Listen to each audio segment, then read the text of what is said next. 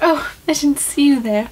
Sorry, I was just enjoying my nice cup of tea. Oh, how I love books. Okay, enough of that. Hi! I'm Steph Koza, if you didn't know that already. Howdy! Welcome to my channel. Your life is different now. So today it's time for another episode of Koza's Corner. I've only had one other episode of this, and then I never did it again. So here we are. But to tell you the truth, I've been a little less than enthused with recent movies that have come out. Every time I do a movie review, I'm just like, this sucks, everything sucks. But you know what doesn't suck? Books. Oh god. I'm sorry. So yeah, you're gonna get some more book reviews from me because I fucking love books and they never let me down. I mean, sometimes they do, but you know, most of the time they're great. So today, I'm going to be reviewing Ready Player One. I know. It's really sad that it took me this long to read this book, but I just read it and I am so obsessed. Plus they're making a movie, so I kind of have to read it before I watch the movie anyways. Granted, judging by what I've seen, I do not have high hopes. So we'll see how that goes. But I mean, pretty much any book to movie transition never really goes that well, so I really just have no high hopes for anything ever. But that's not the point of this video. The point of this video is to talk about this book and how amazing it is. So if you haven't read this book, you probably don't know what it's about, so let me just tell you right now. Ready Player One is a book written by Earnest Cline. Pretty average in length, nothing too intimidating or crazy. If you are intimidated by reading, I do highly suggest listening to the audiobook. It's narrated by Will Wheaton, who I love, and it is just fantastic. Honestly, I could listen to his voice all day for the rest of my life.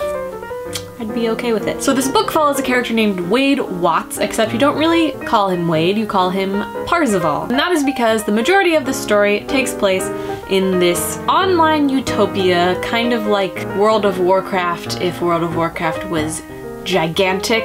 It's basically this huge MMORPG called the Oasis. And most people spend nearly all of their lives inside of the Oasis because the world outside is just, it has gone to shit. This takes place in the year 2044. I hope the world is not that shitty in 2044, but judging by the way things are going, who can tell? The Oasis is created by this guy named James Halliday. And James Halliday was obsessed with everything pop culture and video games and arcade games and just classic nerdy shit. So when he made the Oasis, he just crammed it full of all these amazing references to video games and to books and to movies and to everything that I as a nerd just love, and it's amazing. I want to live in the Oasis is basically what I'm saying. But as you can tell, so do a lot of other people, including Wade Watts, our protagonist. So the story starts off when James Halliday dies. And when he dies, he leaves behind this contest for people to enter, and if they win, they get all of his riches and everything, just everything. They get a lot of shit from him. And the contest takes place within the Oasis, and you have to find all of these clues and solve all these mysteries to find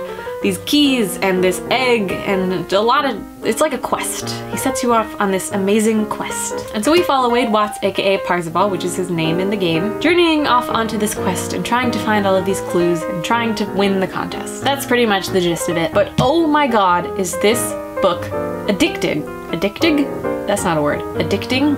Addictive. You won't be able to put it down, is what I'm trying to say. Because it has this like huge aura of mystery. The entire book, you're constantly trying to solve clues and solve puzzles, and a lot of the clues have to do with actual pop culture things. Like there's a lot of references to old arcade games and musicians from the 70s and 80s and classic movies and classic books, and just, if you're a nerd, you need to read this book because the references alone are enough to like make you so excited and so happy.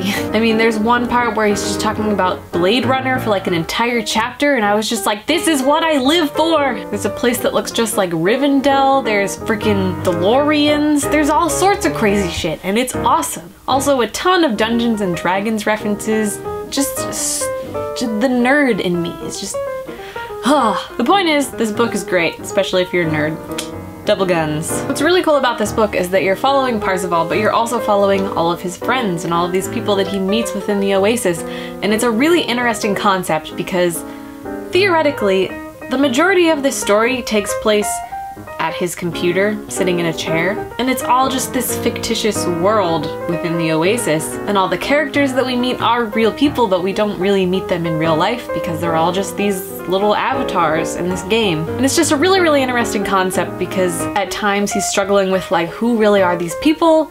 This could just be some old fat guy sitting in his basement. I don't really have any idea. And that concept alone was really interesting to me. And then there's this huge thing with like the government trying to control the Oasis and like secretly killing people, and there's a lot of shit and a lot of mystery and a lot of unknown, and just the journey of figuring out everything that's going on and trying to solve these mysteries and following Parzival and his relationships with all of his friends and romance. It has it all. It has action. Oh, the action is so great. This book is very visual. Like, I totally understand why they're making it into a movie. It is very visual. There's a lot of stuff going on. I will say that like the introduction of the book is kind of long. There's like a lot of exposition in this book. Like a lot of exposition, which I'm not really a big fan of. I'm a big advocate of the show don't tell thing, but it is really interesting and there is a lot of stuff they have to tell you, so I get it. I get it. But it was just a little much for me. But honestly,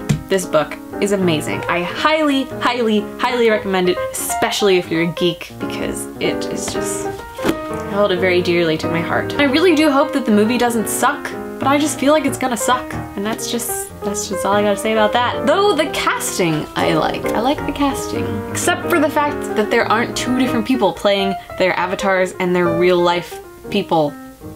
Because the whole point of it is that like, I look really cool and badass in the game, which is why I play the game, because in real life I'm actually a big fat loser, but it looks like the movie isn't really gonna go that route, which I'm a little upset about. But yeah, anyway, that's my review of Ready Player One. I think it's really, really, really, really, really, really, really good. From beginning to end, I was hooked. I was constantly trying to figure out what was going on. It's also really funny. There are a lot of references and just a lot of one-liners that really made me laugh. And it's just this really, really cool world that I wish was real, because I want to go there and just play around in all the different worlds. I want to fly around in spaceships. I want to do it all. So yeah, have you read Ready Player One? If you had, let me know in the comments below what you thought about it, because I loved it, and hopefully you also loved it, but if you didn't, that's fine, I guess. More importantly, I would like to know what books you would like me to review on this channel, because I am just getting more and more into reviewing books and reading books. I mean, I've always been really into reading books, but I want to review them now. But I don't really know what you guys are into. There's so many books in the world. I hope you're into it. If not, let me know. So yeah, let me know what books you want me to review on this channel. Let me know if you read Ready Player One and what you think about it. Let me know what you think about the movie, because I have no one to talk about with this. Like, nobody I know has read this book, and I'm just like, guys! Anyways, thank you so much for watching this review and joining me in Koza's Corner. Until next time, I am Steph Koza. This is Koza's Corner, and I will see you in the next video. Bye, guys.